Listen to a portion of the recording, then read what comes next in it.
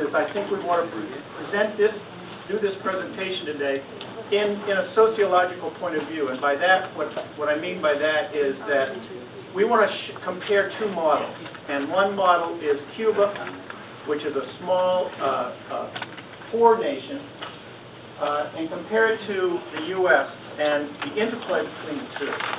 So I'm going to try to, this is a lot of images, and so I'm going to try to kind of move fast. I would hope that we would have time for question and answer. If there's something that you absolutely don't understand that I say, you have the right to go ahead and interrupt me, and I'll try to. But if you have other kind of questions that can hold till the end, that would probably be better. Let me ask you, has anyone here been to Cuba? Okay, all right. Anybody want to go? We want you all to go. In fact, as I go through my slides, I try to make them, so that they're interesting, but the hope also is that it would encourage you to try to figure out ways to get down there. Because there's so much misinformation that is in the corporate media in the U.S. about Cuba that there's no way you can really understand what's going on there, and there's no way for you to get a complete picture without being there. That's my feeling. Now, there is a lot of educational programs that are starting now that have expanded under the Obama administration, so I think there's going to be more opportunity for people to travel there under licenses that the U.S. government will grant. Cuba is an island nation, as I mentioned. It's the largest in the Antilles and the Caribbean. 11 million people, which makes it a large island. It has a very, broad mixed population, and I'm going to talk about that more. And it is a country that is struggling. When I talk about different models, Cuba is a socialist model. Make no mistake about it, even though there's lots of changes that are going on there. And it has a very distinct relationship with the United States, and unfortunately that relationship is, I would say, 95% hostile. The Cubans face a blockade of their country.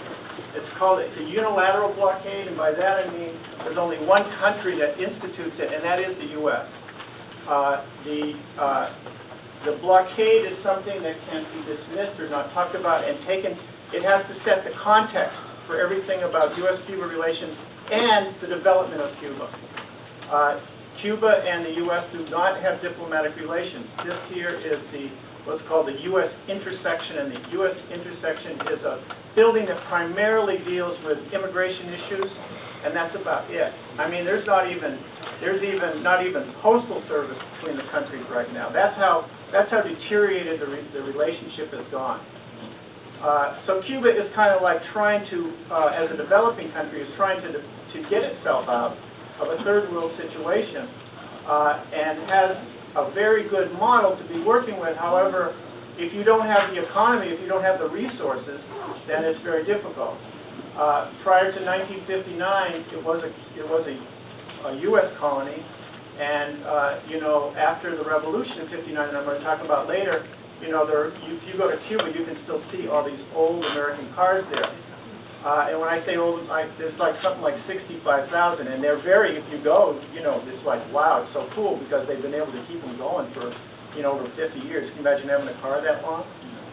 But the problem is, everything in Cuba, because of the blockade, it faces shortages on every single level because the blockade affects every single aspect of Cuban life.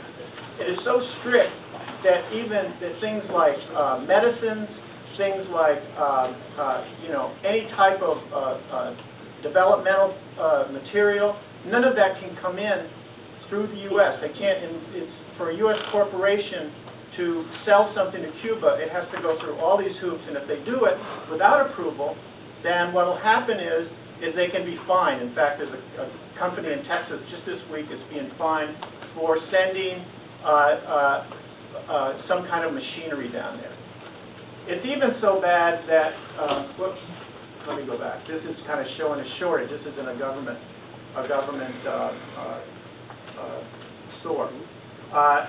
It is so bad, in fact, that other countries are also affected. It's extraterritorial, where a country cannot sell to Cuba, or it too could be fined by the U.S., and it just gets really bad. Cuba recently discovered oil within its territorial shores, and that oil is being explored by Repsol, which is a Spanish company, oil company, and they are being threatened by members of the U.S. Congress that if you do business with Cuba, we're going to make it rough on you economically. So in other words, not only does it affect U.S. corporations, but anyone connected to any other country. That's how deep this goes. So I want you to keep that in mind. Okay, just historically, really quickly, like most of the Caribbean, it was it had its own indigenous population. It had the Taino Indians and the Saboni Indians, and they were hunter and gatherers primarily. This, of course, was a reenactment. I didn't take that picture back in the day, but they were wiped out by the Spanish because they were just trading and everything. They had no reason to build up defenses like they did in Mexico with the Mayans and the Aztecs and the Toltecs, who were all fighting. They were empires fighting amongst themselves, and so they had armies. They had defense systems. This island had none, so the Spanish came in and basically wiped the whole population out. And Cuba is in the process of trying to find the indigenous roots of the country. Because you'll see that woman is very indigenous looking, but she's Cuban. That's who she, if you ask her, well, who are you? What's your roots? Are you Native American? We'd say Native American. She would say, I'm Cuban. But obviously she has indigenous roots, and so what are they? So that the Cubans are trying to do that. So Spain was the occupier there for hundreds of years, and it became a slave colony, a large slave colony. But then in the late 1800s, independence movement started in Cuba, and where Cubans started to fight against the Spanish. And in Cuban history, the independence movement, the independence wars of the mid-1800s and the later part of the 1800s is very, very integral. Then what happens is, just about the time that the Spanish Empire is declining in 1898, the U.S. starts taking over colonies that were Spanish, including Cuba. Just at the time of the independence movement, the Cubans were about to get their island, to completely take it over. The U.S. came in and set the standard. They took it over and had a law in 1902 that said, it was a Platt Amendment, which said anything that happens in Cuba has to be cleared to the U.S. government. So that's a colonial status. There's no other way of describing it.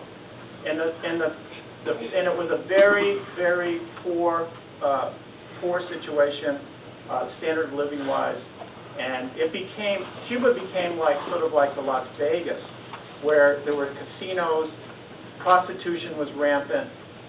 There was a big split between the rich and the poor.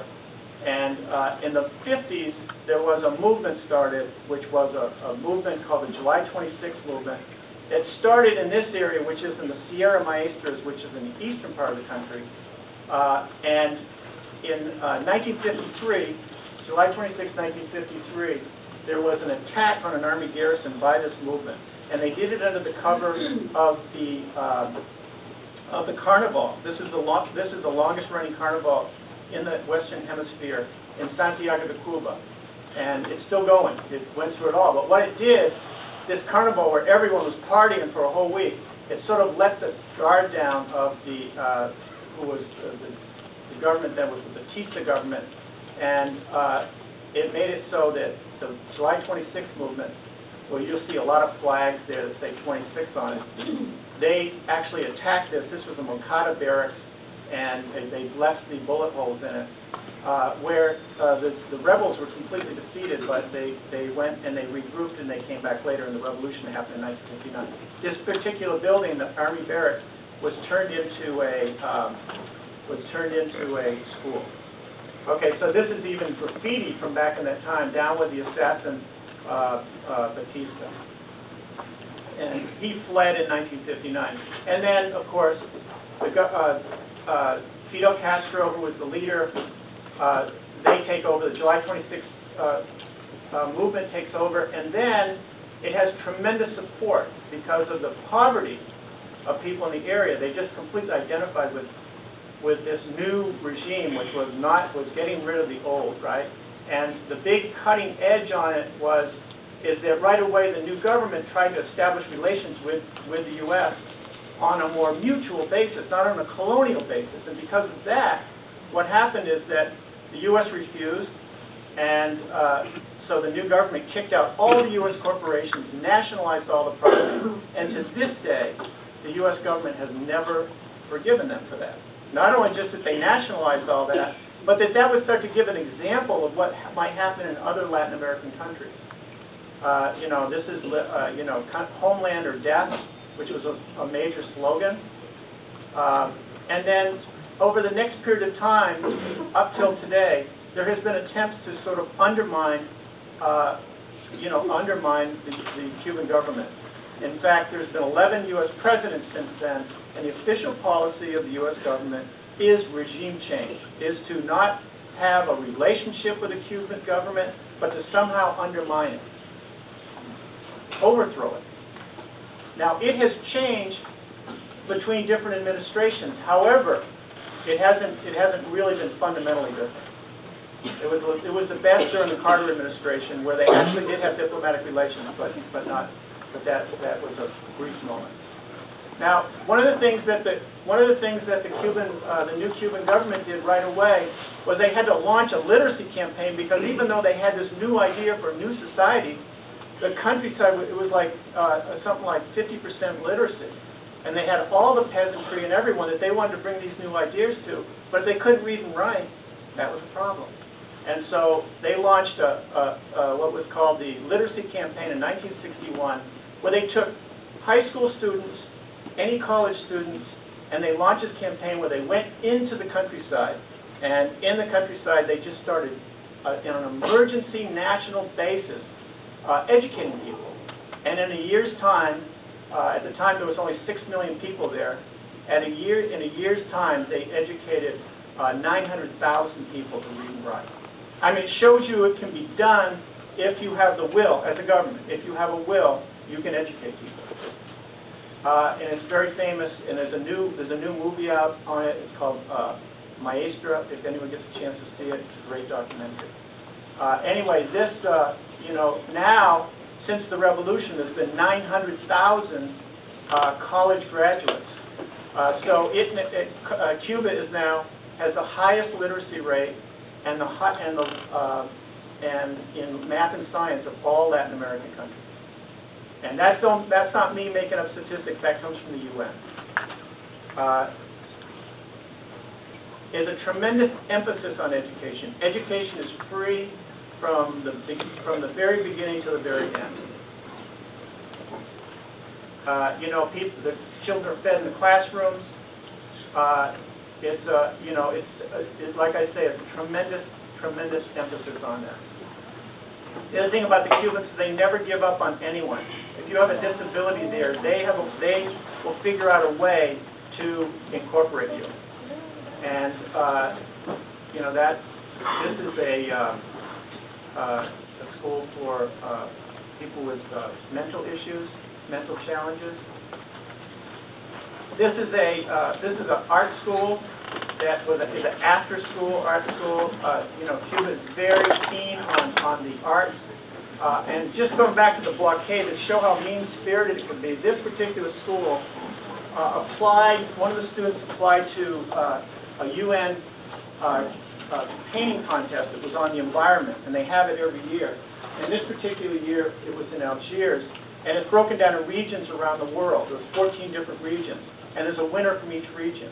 And a kid from this school won it in the Caribbean region.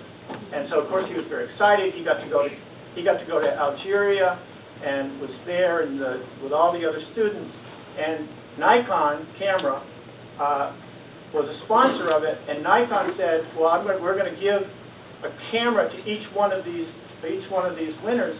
And when they came, they gave them the diplomas. They walked. It was a big celebration and everything. And they gave him a camera. And they got to the Cuban child, and they skipped him. he couldn't have the camera because it had U.S.-made parts and it was a violation of the blockade. That's how, you know, it's the big picture about medicines getting in there, but it's also the little picture, too. You know, there's still a great emphasis on arts and sports. Now, just to break a minute, this is La Comunita. La Comunita is the National Children's Theater, and these kids will really reflect the development that is afforded to children there. And on your seats, you all got a card, and it's very timely because in 2 weeks, they're going to be, this particular group is going to be performing at Fort Mason. I urge you all to try to go to it. It doesn't say it on it, but the tickets are $15, and you can just go to the website there, and there's 2 performances, one on the 28th and one on the 29th. You know, there's a lot of, like, people play chess. It's very, you know, there's a lot of, you know, a lot of mental activity in Cuban society. And there are, you know, there's not only is there free daycare, you know, free school, but also there's, you know, even once you get old, where it's so much in our society, we have to take care of our grandparents and figure out what's going to happen to them and everything. In Cuba, there's always, you know, all these casa de abuelos, which are the house of the grandparents. And, you know, there's a lot of activity for them. Okay, so about medicine in Cuba, and this is where Cuba really excels. They are their number 2 export is pharmaceuticals, and they half the doctors there, all free, you know, half the doctors there are women. Also, what the Cubans did, because they think outside not just the box, but outside their island, is all of Latin America, you know, has such dismal medical services, that what Cuba did in 1998, after really horrific hurricanes that went through Central America, that just devastated, especially El Salvador and Nicaragua, they said, you know, instead of us sending medical teams to help them out, what we want to do is we want to actually develop, you know, a school here that people can come to from these other countries. And right now there's 10,000, it's called the School of the Americas, and right now there are 10,000 students there who are getting free education, and the only stipulation is free education, free board, the whole thing. The only stipulation is that they have to go back to where they came from to work in the community. Now, what's very interesting, about 10 years ago, from the Black Congressional Caucus, they had a delegation down there, and they were talking about the Latin American School of Medicine, and a representative from Alabama he said, you know, I have whole areas of my district that don't have any medical education or medical services at all. And the Cubans couldn't believe it, and they said, listen, you send down the students, we'll train them, and they can go back home. So not only in this 10,000, there's also a program of U.S. students from inner cities who are now being trained free by the Cuban government to come back here. And there's been 59 graduates already. If anyone's interested in that program, I can talk to them after. And this is them in a march, all these young doctors to be. And you can see in all these different flags up there, there's even the American flag. And, you know, I just want to say that, you know, when it comes to the blockade doesn't go just one way. It doesn't just hurt Cuba. It also hurts those of us here. For example, Cuba, which has a great medical research, has come up with a vaccine for lung cancer. It's come up with a vaccine for hepatitis B, and it's come up with a cure for diabetic foot ulcers. Diabetic foot ulcers in the United States cause amputation to 70,000 people, and most of those are in the black community. Now, wouldn't that be good if the people here had access to that particular vaccine? But they don't because of the blockade. Not only can't the Cubans get anything, but people here can't get that advancement.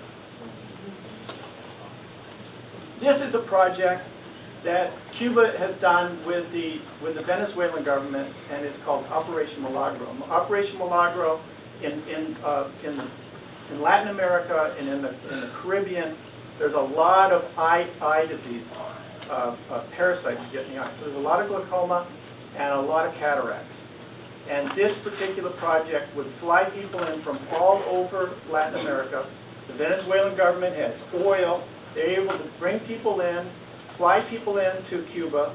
The Cuban doctors who are, there's one doctor for every 120 people in Cuba.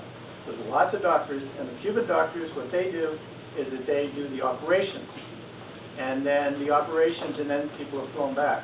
They are going to, this project has started 3 years ago, and they predict at 10 years they'll have performed 600,000 eye operations.